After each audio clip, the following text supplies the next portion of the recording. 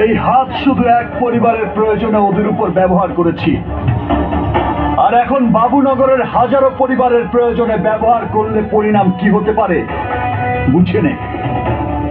এই, তুই আমাকে স্বীকার করবি? তুই?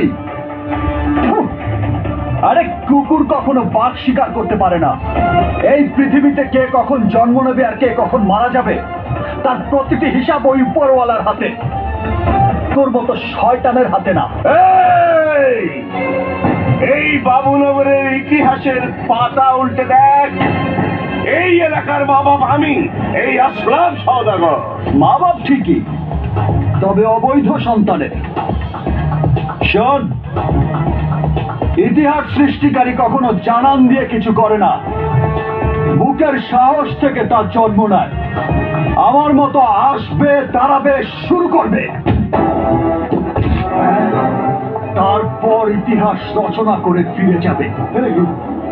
মনে রাখিস, আমার এই হাত আজ শুধু রক্ষা করার জন্য উঠেছে।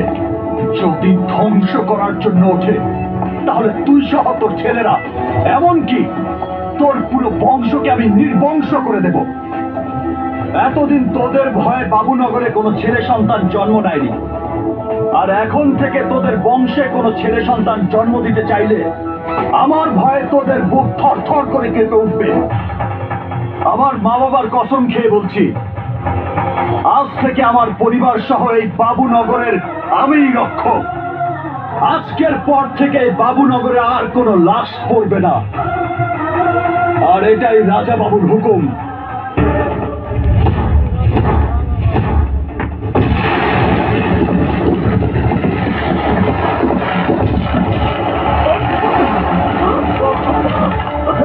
তাই বলছি, be careful. No commitment, no appointment, only punishment. আমার মধ্যে ঘুমিয়ে থাকা হিংস্র বাঘকে কখনো জাগানোর চেষ্টা করিস না, কারণ খোদা ছাড়া কোনো শক্তির কাছে হই না কাবু। তাই আমি রাজা বাবু।